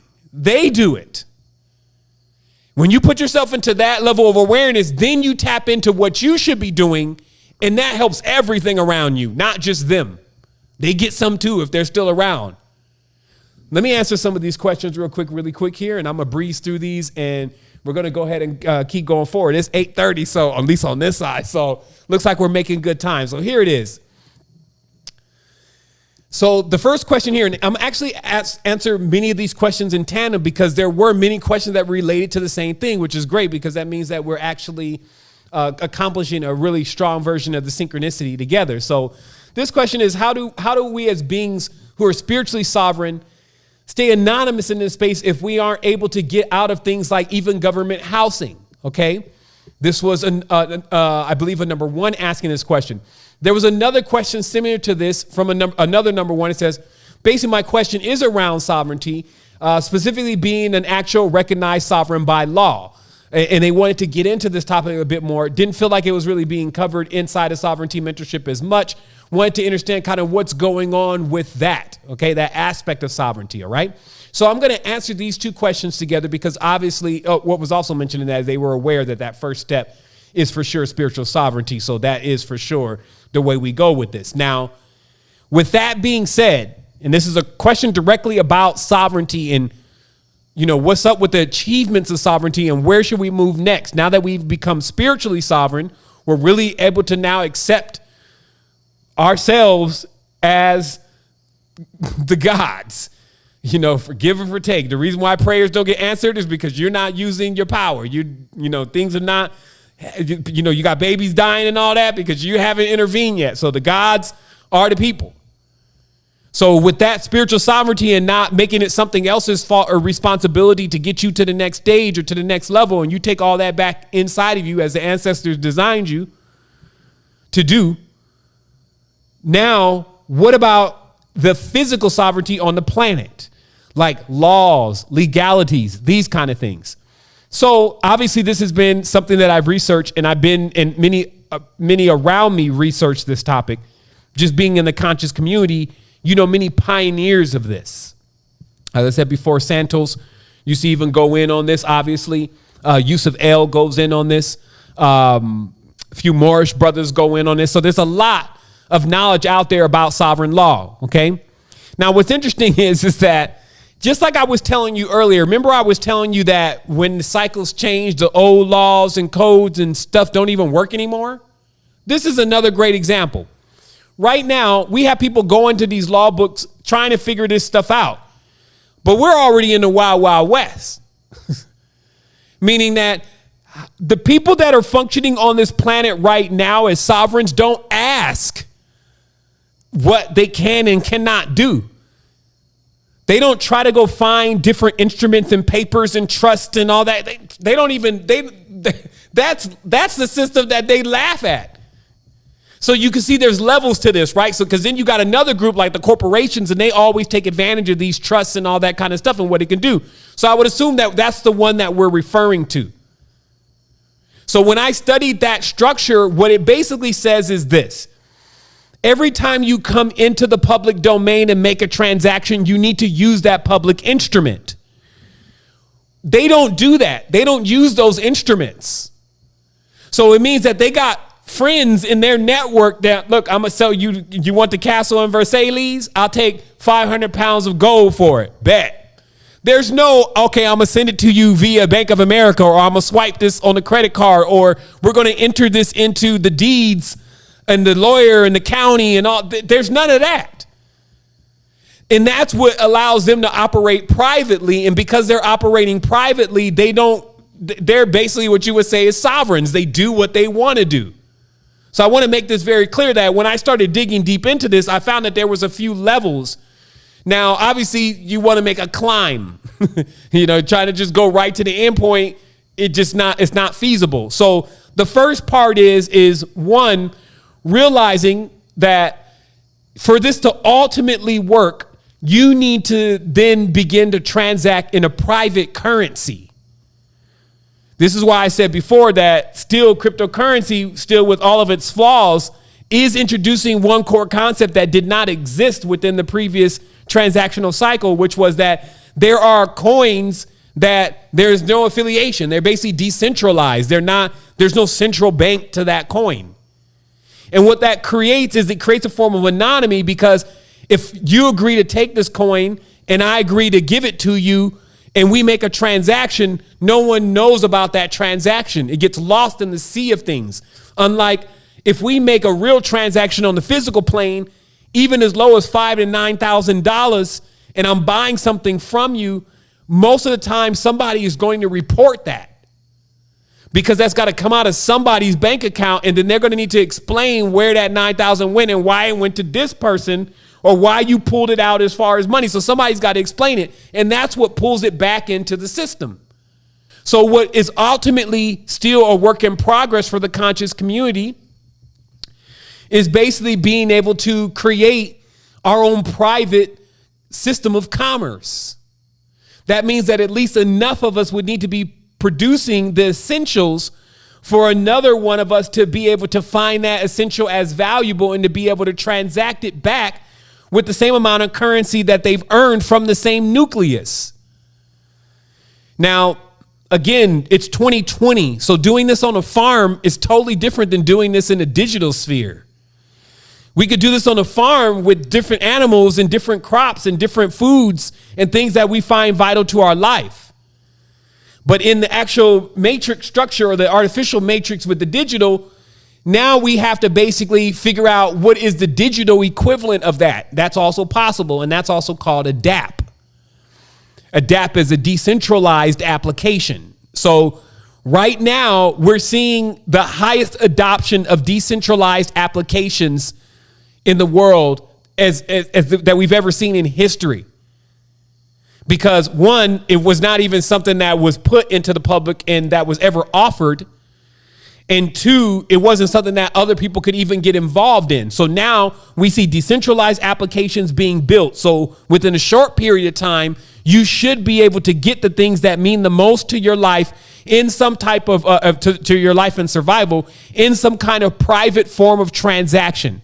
When this happens, this allows you then to step away from the table, which would normally put you back into the field of finances and then losing your rights because now you're using instruments that make you designated as a citizen, such as a social security number, such as even fiat currency. So to use their instruments, you must abide by their rules. And that means that you need to report it. Then it moves from a public to it moves from a private to a public, which is a breach of sovereignty. Sovereignty, the biggest word behind that is privacy. It's not something that you have to should be asking for. It's something that you have as a right, right? But obviously that's not the case. So you're transacting in their system. Nothing is private, but then you have to transact in their system in order to fulfill the basic things that you need to get every day, like internet. So do you see how they built their structure is their internet may come right from Starlink with Elon. They know Elon. That's not in nobody's name. You see what I mean? So it's not, they've already built the structure. And so where we're at is we're building that structure. And, you know, that's what I'm saying with so many different, you know, just the relentless attacks on the conscious community and the consciousness overall. It has at times us focusing on things that are not as imperative to how we can really change our future.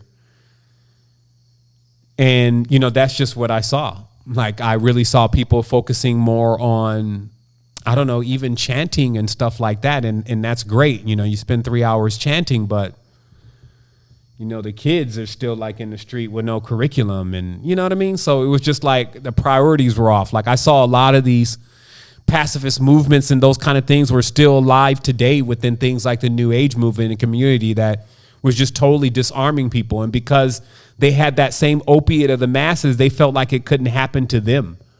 Meaning that, you know, sometimes, you know, you could be so high and holy with your cross. You could be like, well, nothing can ever destroy us or kill us or take us away. And you never realize that it's already doing that. You know, some of this stuff is extremely poisonous to a person's growth if they can't get off the drug. All of us do need from time to time. Like I know some folks that they're better off Christians right now than what they was doing before. This is clearly an upgrade. But if they can't get off of it though, then it, you know, but that's how everything is. That's why I always say, man, you got to keep this thing moving because it's always moving. And then you need that ejector seat to where you can just come into the space where you're unmovable, right?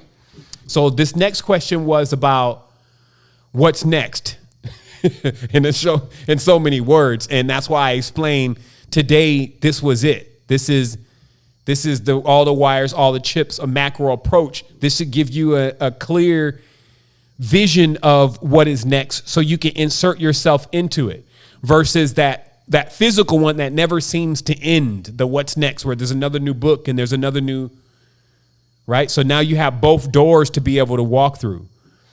There's also a question here about where are the tribe vibes. I admit that last week's tribe vibes, it kind of got into a little situation where it hadn't rendered. And it was a big file. So I finally got it re-rendered. So it'll be up this week. It's just called Heal Thyself.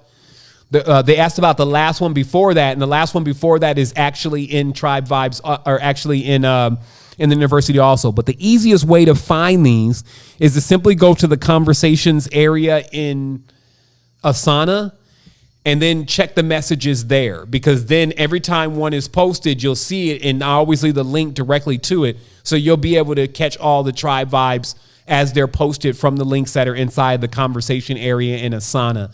And I will admit that this week, I'll probably roll both of these out at the same time, so it'll be a double feature for you. So you can binge watch and be geeked up over there, try to figure out where the portal is until you see it in yourself, right? So here it is. The next question is, that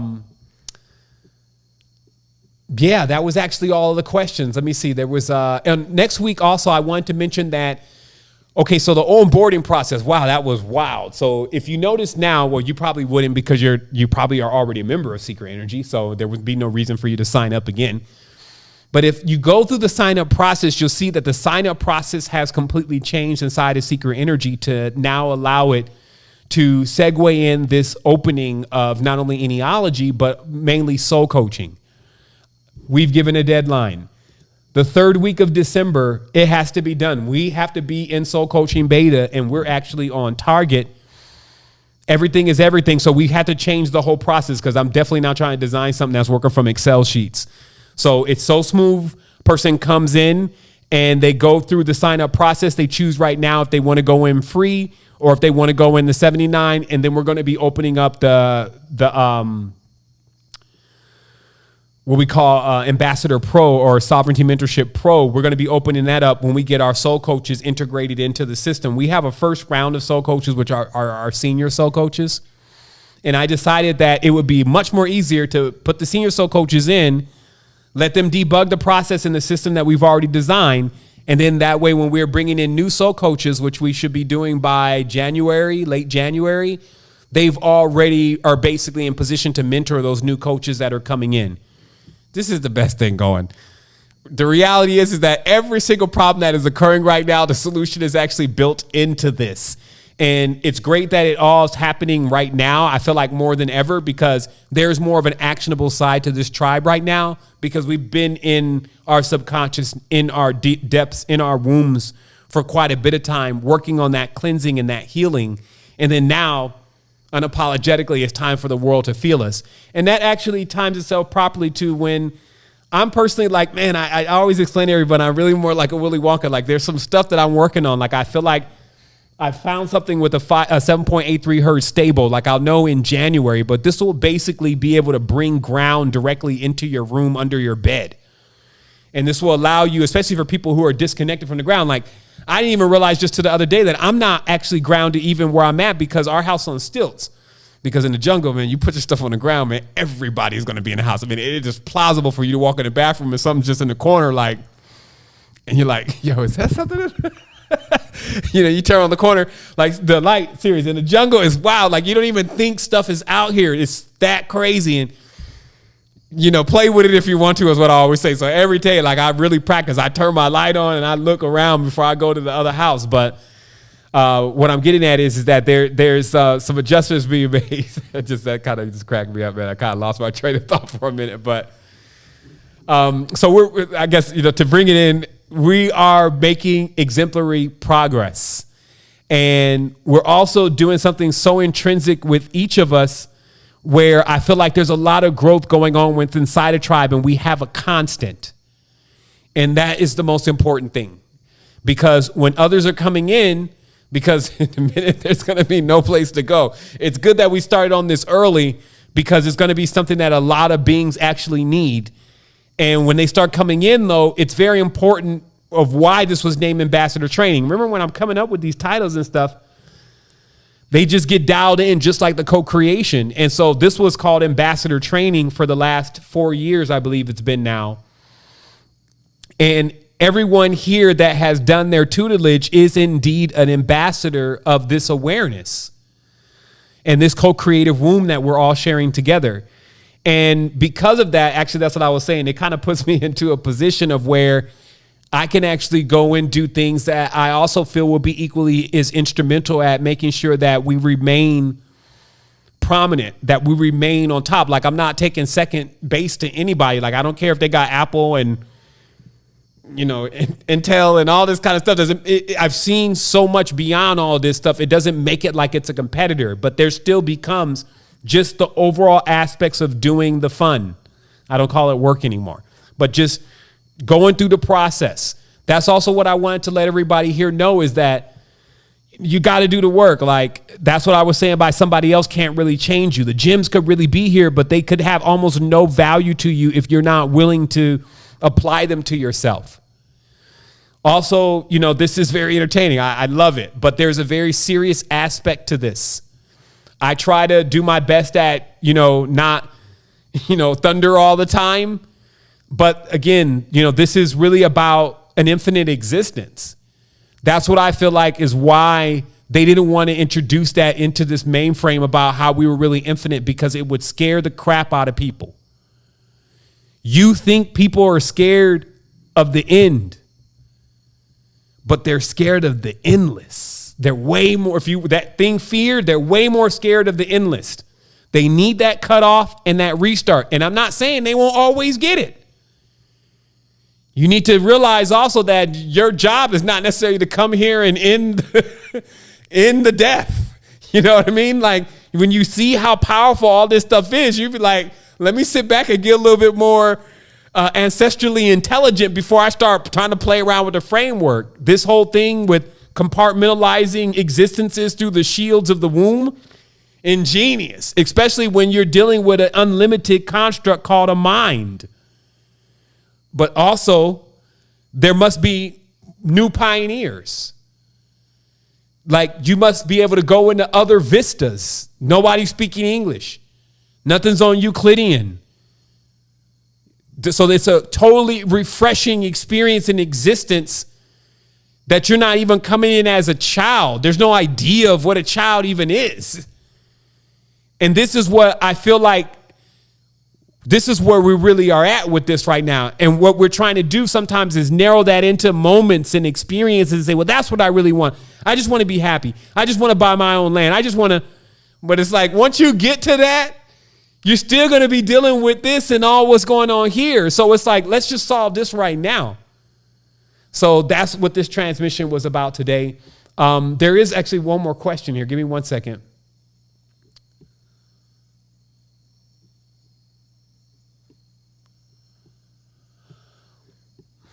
I will ask also those who are sending WealthyBot questions to really jump into the WealthyBot chat, because all the questions are being answered there. I put in a week, because I saw a lot of questions, and I put in a week of making sure that we got all of the questions answered in that into the help docs.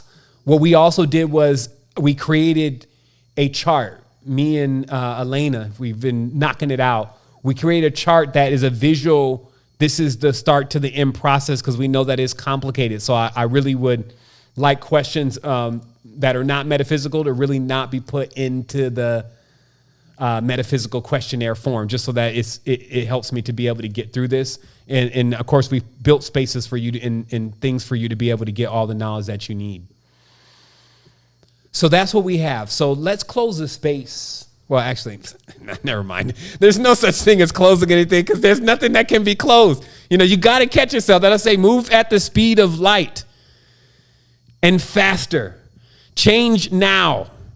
Unapologetically. If you say, I made a mistake, just keep rolling through it. Like, go on to the next thing. Like, this is the only thing that's going to get you there. If you needed someone to tell you this, that's what I'm here for, just for this time. Look, you're done. You're healed already. You got something so big and so expansive, you're already sitting right inside of it. You need to turn everything back within again and actually see yourself as you truly are. See how the subconscious mind cooks up these experiences. Start walking through the doors of perceptions of yourself. See the reflections, meaning when you start seeing yourself change, then be like, I'm changing. Like when you, because what I was saying is the last thought that I want you to, or the last thing that I want you to realize here is that, so every time you jump into it with somebody, be careful of what you're doing. It's not just that you're going to win that argument. It's not just that you can hold that vibration and energy, but you just need to tell them what. It's just that you're in a loop, and they're drawing you back into that loop. That's the final thing I want you to realize here, is that, remember, the reason why all this works is because other people get it going on that are not even doing this. They're not trying to fix the problem. They don't know what the problem is. They're so far. Think about the stuff that we were talking about today, right? And then imagine the average person. Even you may have struggled with a bit of this today and need to actually rewind this and play it back again, right? So now look at the average person. Now what you see is just a direct portal of dragging you right back into the whole thing again. So you choose. This should be your mantra. When you start seeing it pop off, you should start laughing like, oh my goodness, they really trying to draw me into that. They are going to be here forever. This is ridiculous. Like, but I'm not. So I'm not going to jump in. Just make sure that you're aware of this, because every time you jump in, this is like you're not letting the wound heal, if you may. You're not actually allowing, it's a cumulative effect. Power is a cumulative effect. You're filling up something. It's like water being dumped into a vessel. So if every time, and now remember also, we talked about this a long time ago so the more power you start building up, they be trying to milk you for this power. It's almost like they can smell it on you. Like this stuff you cannot see physically with your eyes, but people can feel it and you can feel it. So once you start charging up, and this is nothing to work on before the 30th. When you're avoiding these conflicts and confrontations, like Napoleon Hill says, he never met any successful person that got into petty confrontations. Okay? That's in The Secrets to Success. So that means that, I even find myself doing this sometimes when I leave for a message and it's like, okay, my guy, all right, here we go. And I'm giving them a good 150. And they only gives a character limit here. So it's like 150. So I'm deleting this stuff. And then I'll catch myself. Like, my guy, what is to become of this? What are you doing? Please put this thing down. And come on now. That's how you got to be on yourself. Every time they're trying to drag you in, I'm laughing about this. I'm laughing, it's bringing me to tears because, it's same thing, make you laugh, make you cry, right? So it's real talk. Right now, people are always getting triggered. And this is like, they throw the bait out there and they start reeling it in and here you go. You're going at this. This is not even a worm. It's a what do you call that?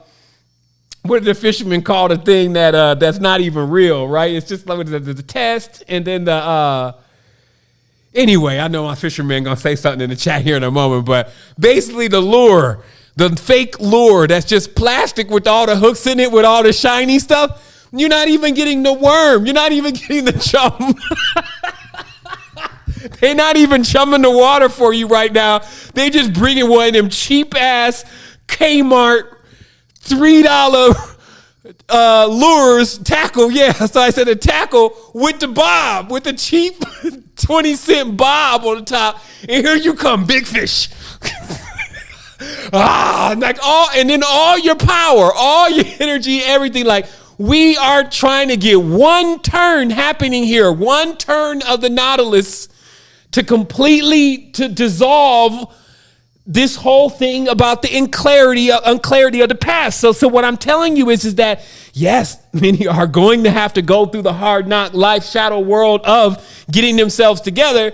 But I'm also presenting that there is this other way where you can just master one cycle and then apply that symbol to all your cycles to open all your doors. So basically what you do is in this experience, you distill the experience to a key. And then once you have that key, it's going to open up all those wombs. And when you walk into them, instead of you feeling the abuse and the fear and all the kind of things that were associated with that creation, keep walking. Keep walking through, because all of these are really the same, even though you're going to sometimes see them as different.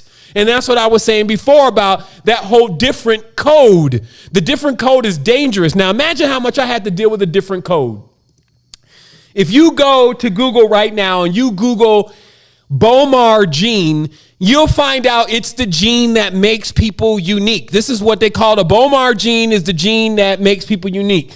In addition, you see this ambrosia, right? Ambro is an anagram for Bomar. Okay, so I'm going to tell you, I've been seen to be coming in and out of this shit for infinity. So I'm not saying that hey, I think this is what's going on. No, I know this is what's going on. And for once in life, I'm being boisterous about it and insisting that others, including myself, get out of this pattern. Because we've learned what we need to learn. We've healed already of what needed to be healed. We've grown up, and now it's time to shed these concepts of death. So birth must go. See, some people were upset. I felt it when I said that you weren't a baby and you needed to be a baby. They loved a baby. So they're like, well, no, the babies, the baby. What I'm saying is if you accept the beginning, you must accept the end. To accept the end is to accept the beginning. So you can't accept the baby. The consciousness and the concepts that you're going to keep coming into stuff vulnerable and not knowing what's going on, that code has got to be obsolete. But you can see how it works on somebody. Like, man, when you're talking about a manslaughterer, it's good to put him in a baby form again. This is what we were talking about the Titans and how the Titans got shrunk down. Like, all of that power equals a lot of destruction if you don't have that power under control. Or actually, in control. In control versus under control, right? So the judge is under control and tries to put everything else under it with that control versus in control is I'm the Lord of my own life. I'm the master of my own sovereignty. Somebody else coming talking that crazy stuff. Why am I going to spend juice and jazz on them? Like, what is at the highest levels, if somebody is really, really getting on your nerves, the greatest thing that you could ever do to show them that they never won was to ignore them to where it never even ticks. It never even ticks. That's how you'll know when it doesn't even tick. You know, sometimes you may have this under control. You wasn't going to do nothing anyway, but you'll be burning up inside. You still haven't mastered it yet. So somebody say, hey, what am I going to do? Work on that. If you still feel a reflection where somebody does something, you feel like you need to jump in and reload all the codes again, just fix that. And I'm sure you'll be great. When the whole thing, the fake death thing happens, that fast shift into doing something that is just immediately exhausting the energy or immediately bringing you into a space that does not feel comfortable for you. Why would I go in a space that didn't feel comfortable for me? Right? So this is how do we master this through the ways of seeing it clearly. If I am willing to make myself upset, that means I'm willing to send myself back into a world of abuse. And I'm willing to send myself back into a world where nothing's ever going to happen for me, really, or I'm never going to reach the top, or I'm always going to be begging, or there's always going to be an issue, or there's always going to be a problem. Do you get where I'm coming from? So if I'm willing to let somebody else right now at this stage in time say something to me that lets me turn my frequency into something that does not make me thrive and feel comfortable with who I am, then I am willing at the end of my life to come back into punishment, to despair, to fear, dishonesty, possession. I'm willing to come into all of that because that's when it happens. And that's it. So you got an easy benchmarker. You got something that's quantifiable, as they call it. Because some of this knowledge, you'd be like, man, I mean, so where are we going to find it? On the magic carpet? This is something that you can test yourself with at every single moment. Am I tripping? Am I letting them get into me? Now, there was a final question, in fact. So this question was, it was a bit more into the direction of, so when other people are around me, because I got to live with them, or it's like my significant other or whatever, and they're doing it. How do I deal with that? How do I deal with it? Okay. Are they going to hit you? Like when they're going into their thing, because here's the thing, it's going to take you time to do what you need to do anyway with yourself. When you're building and you're creating something, it's a tenure. So generally 10 years, right? So sometimes they're just placeholders. It's like, I'm going to chill with you. But your ass got 5 more years because once I level up. So meaning that sometimes it's explainable that as long as you're not jumping into it and they're not hitting you because you're not saying anything to them and you're not jumping into this argumentative train, because after a while they go see the boss. is what's going to happen. It's like after you keep not diving in, they're going to feel the divine masculine, divine feminine authority starting to come off of you. But if every time they're trying to test the metal and it's like you're jumping into it with them, then that ain't it. But I'm telling you, if you just start like numbing out on them real quick, like, ooh, I just don't have no time, and just start talking crazy and you just start walking off, this is only going to lead to one or two things. Either they're going to hit you, which you need to get out anyway, or they just go to this point where they start realizing like, yo, okay, I guess he's really serious about being different. Because see, that's the whole thing with people, right? Like they think you're the same. They think that you're always going to be the same like them. That's that point to point system that I was telling you about that keeps confirming this normality. They think every time they bump into you, they're bumping into the same person. I be laughing at people because they be thrown off when I come around sometimes. They be like, is there anything new? I'm like, man, there was something new 10 minutes ago for me. Like, absolutely, there's something always changing and going on. But then I can visit some people and find that they are still the same. And hey, that's great, but that's just not how I like thing. I don't serve my life up that way. So I'm just explaining to you very simply. You can test yourself here from the next to November 30th about how well you're able to hold your frequency stable. That's a sovereign. And then what will happen is as you're leveling up, because this is doing something behind the scenes, the environment can't, at a certain frequency, it can't keep handling this. So either the person goes into some level of transformation themselves based on the contact that they have with you, or the environment starts not being able to hold the frequency and it morphs. That's how we change things. So you see those who have power, they sit and they focus on that power. They ain't sitting there running all around. I told you, man. I told you. What you do? I'll grab the firmament. And oh, you're gonna make me do something. You're gonna make me grab. You know how much power I have? Do you know who you talk out? I'll hurl immediate. Okay. All right. You think I'm a joke. I notice how the arguments are wild, right? Because it's just like a back and forth of who can say the worst thing. Or like when you try to scare people, it's like a gorilla. You're just like, you know what I mean? It's like, yo, I'm really the craziest. And no, I'm the crazy. Yo, I'm about to break your shit.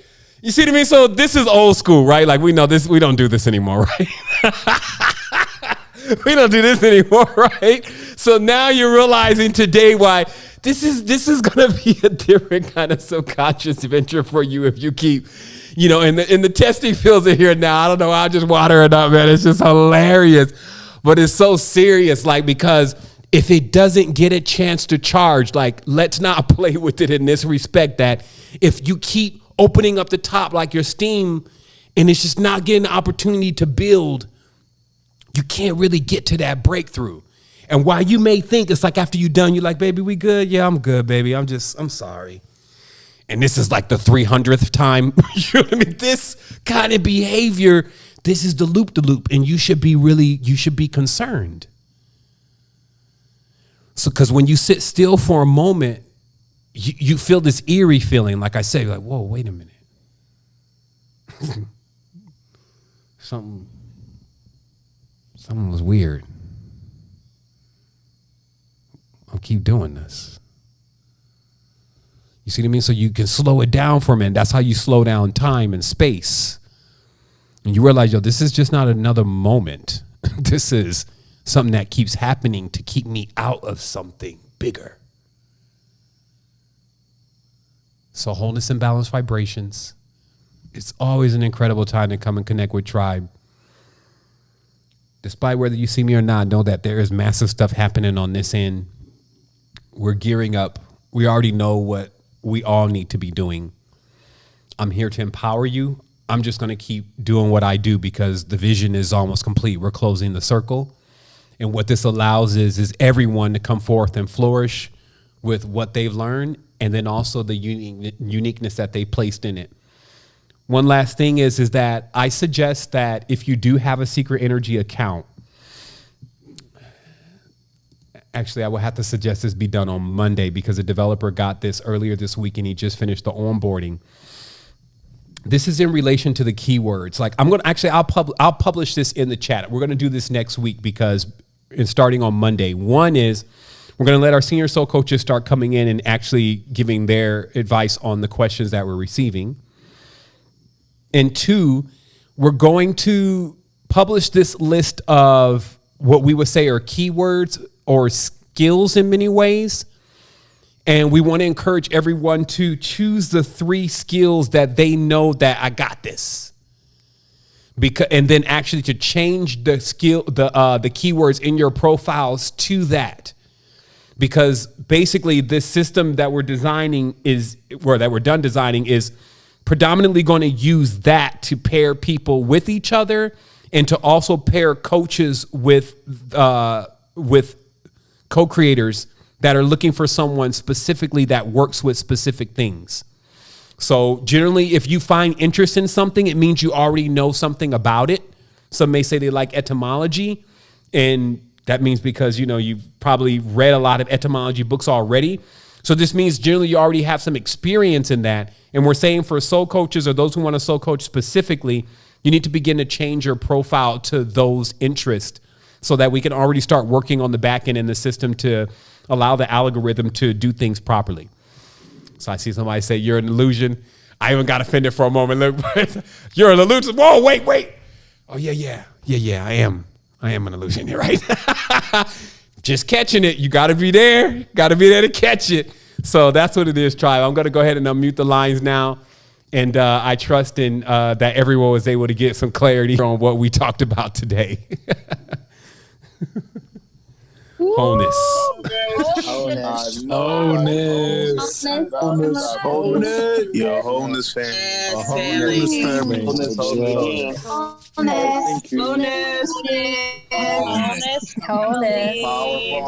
Powerful.